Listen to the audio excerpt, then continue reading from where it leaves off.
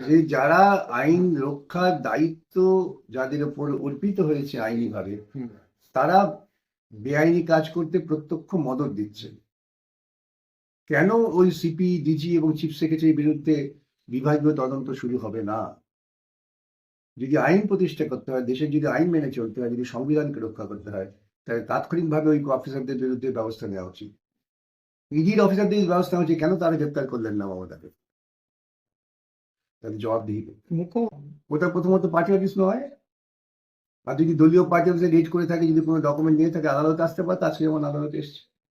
ED তো বলেই দিয়েছে কোনো কিছু নেই। বলছি তো, এটা সাধারণ বুদ্ধি, সেটা মানুষই জানেন যে তোমার বাড়ি থেকে আমি কিছু পাইনি, আমি জানিয়ে দিচ্ছি সরকারিভাবে, নিয়ম মেনে, প্রথা মেনে।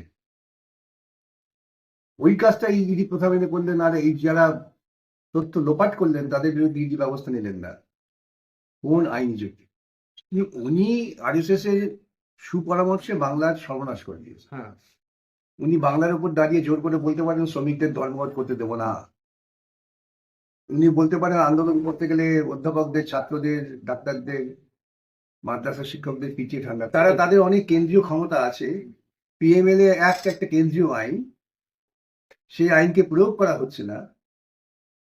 আর যখন জনগণের চাপে, আদালতের চাপে আমি তদন্ত শুরু করছি, তখন এই ঘটনা ঘটছে, তখনও সংস্থা চুপ করে আছে। অমিত শাহ হুঙ্কার কোথায় গেল? তিনি তো বলছে 3 মাসের মধ্যে সারদা নারায়ণ এই সমস্ত তদন্ত শেষ করে দেবে। এটা যদি বামপন্থীদের কোনো কিছু ব্যাপার হতো, গোটা রাজ্যে এখন, গোটা দেশে তুফান তুলে যেত মোদী। তদন্ত আদায় করার জন্য আমাদের সুপ্রিম কোর্টে দিনের পর দিন গিয়ে লড়াই করতে হয়েছে। একদিন না, দিনের পর দিন শুনানি হয়েছে। ওদের তো বেআইনি টাকা আছে। তাহলে আমরা যারা আছি, আমাদের তো গরিব মানুষের উপর দাঁড়িয়ে যেতে হয়, নিজেদের পয়সা খরচা করে বা সাধারণ মানুষের কিছু কিছু সাহায্য নিয়ে। তদন্তের আদেশ সুপ্রিম কোর্ট দেওয়ার পরেও ঠিক মতো তদন্ত হচ্ছে না। কি আপনারা দেখলেন তো, যে মামলার কোন রকম ভিত্তি নেই, সেই মামলা নিয়ে অনেকক্ষণ আদালতের সময় নষ্ট হয়েছে। ইডি তারা সিজার লিস্ট দিয়ে দিয়েছেন, সেখানে তারা বলে দিয়েছেন 3 দিন আগে থেকে সবাই জানে। ইডি বলেছে আমরা কিছু গ্রেপ্তার করিনি, কোনো কিছু ডকুমেন্ট আমরা সিজ করিনি। তারপরে ওই ডকুমেন্ট রক্ষা করে মানেটা কি?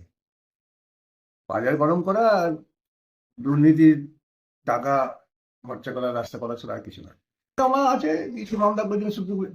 আমি বুঝি না, আইন আমাকে দায়িত্ব দিয়েছে, আইন কিছু অধিকার আছে, সেই অধিকারটা আমি সময় মতো প্রয়োগ করলাম, তাহলে সে আইন সংস্থা, আইন রক্ষাকারী সংস্থার ভূমিকাটা কি?